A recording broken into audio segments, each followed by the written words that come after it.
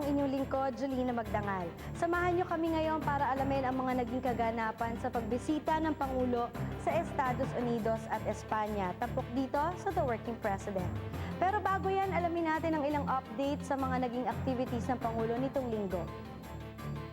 Kamakailan lang nilagdaan ng Pangulo ang Republic Act 10068 o ang Organic Farming Law na nagsusulong ng community-based organic agriculture systems.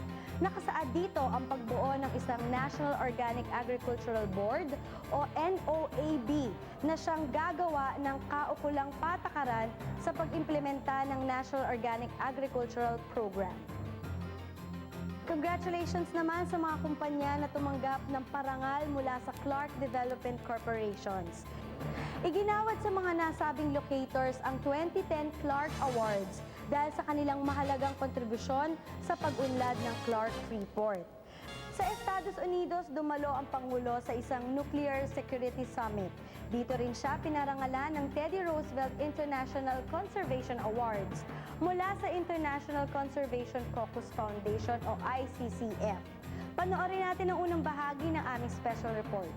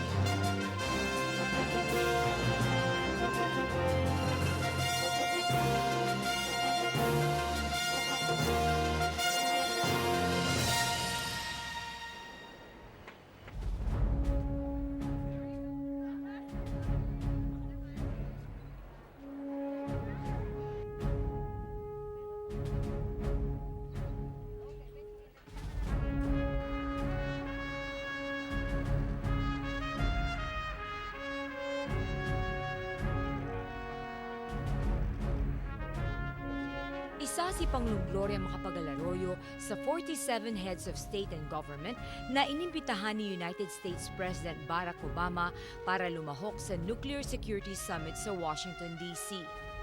Tinagurian itong makasaysayan at pinakamalaking pagtitipon ng world leaders upang talakayin ang pinakamalaking hamon sa seguridad ng mundo, ang banta ng nuclear materials na mapasakamay sa mga terorista tulad ng Al-Qaeda na nais maghasik ng kaguluhan sa iba't ibang bahagi ng mundo.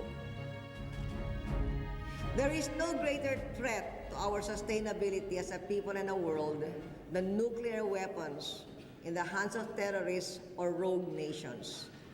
Anchoring my visit to Washington this week is my attendance at the Nuclear Security Summit along with leaders from 47 nations.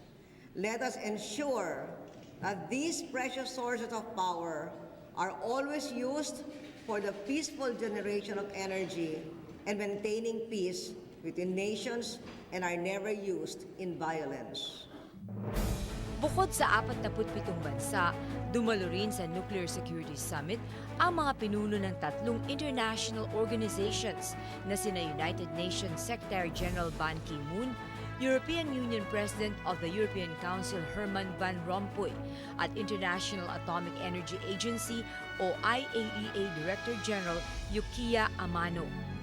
Sa loob ng 2 araw, tinalakay ng 50 world leaders ang mga sumusunod na paksa: threat of nuclear terrorism and illicit trafficking, national actions to secure nuclear material and prevent illicit trafficking, role of IAEA in nuclear security, at international actions to secure nuclear material and prevent illicit trafficking. Sa pagtatapos ng summit ay nagkasundo ang participating nations na makiisa sa panawagan ni US President Obama na i-secure ang lahat ng vulnerable nuclear materials, partikular ang separated plutonium at highly enriched uranium sa loob ng 4 na taon para mas mapaigting ang nuclear security. Napapaloob ito sa communique and work plan na naging resulta ng naturang summit at ito'y inilahad ni President Obama sa kanyang press conference. First, we agreed on the urgency and seriousness of the threat. Coming into this summit, there were a range of views on this danger. But at our dinner last night and throughout the day, we developed a shared understanding of the risk. Today, we are declaring that nuclear terrorism is one of the most challenging threats to international security. We also agreed that the most effective way to prevent terrorists and criminals from acquiring nuclear materials is through strong nuclear security, protecting nuclear materials and preventing nuclear smuggling. Second, I am very pleased that all the nations represented here have endorsed the goal that I outlined in Prague 1 year ago, to secure all vulnerable nuclear materials around the world in 4 years' time. This is an ambitious goal, and we are under no illusions that it will be easy. But the urgency of the threat and the catastrophic consequences of even a single act of nuclear terrorism demand an effort that is at once bold and pragmatic. And this is a goal that can be achieved. Third, we reaffirm that it is the fundamental responsibility of nations, consistent with their international obligations, to maintain effective security of the nuclear materials and facilities under our control. This includes strengthening national laws and policies and fully implementing the commitments we have agreed to. And fourth, we recognized that even as we fulfill our national responsibilities, this threat cannot be addressed by countries working in isolation. So we've committed ourselves to a sustained, effective program of international cooperation on national security, and we call on other nations to join us. Karamihan din ng mga bansang nakilahok sa Nuclear Security Summit ay nagpalabas ng kani-kanilang national commitments bilang suporta sa pagtitipon. Sa bahagi ng Pilipinas, inihayag nito ang pagsali sa Global Initiative to Combat Nuclear Terrorism na sa kasalukuyan ay may 75 member nations. More nations, including Argentina, the Philippines, Thailand, and Vietnam, agreed to join and thus strengthen the treaties and international partnerships that are at the core of our global efforts. Nagkaroon ng pagkakataon si Pangulong Gloria Macapagal-Arroyo na makipagpulong kay Prime Minister Abbas El Fassi ng bansang Morocco sa kalagitnaan ng summit.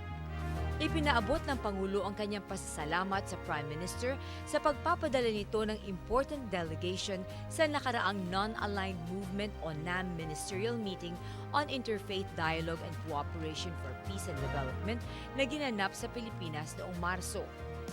Inihag naman ni Prime Minister Fassi ang buong suporta ng bansang Morocco sa observer status bid ng Pilipinas sa Organization of Islamic Conference. Habang nasa Amerika rin si Pangulong Arroyo, ginawaran niya ng parangalang iba't ibang US Senators at kinatawan ng House of Representatives na malaki ang naging kontribusyon sa lalong pagpapalakas ng relasyon sa pagitan ng Amerika at Pilipinas. Gayon din ang pagsusulong ng mga programa at benepisyo para sa Filipino World War II veterans at Filipino communities. Sila'y sina Indiana Senator Richard Lugar, ang most senior Republican United States Senator at longest-serving senator in Indiana history.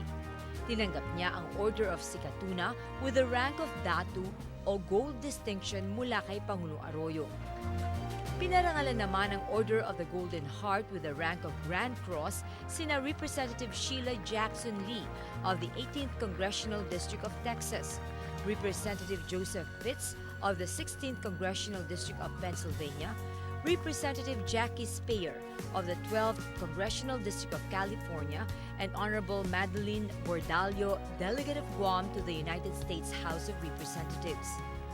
Nakipag-usap din si Pangulong Arroyo kina Representative David Dreyer mula sa 26th Congressional District of California at Senators Daniel Inouye, Christopher Bond at Jim Webb sa Capitol Hill.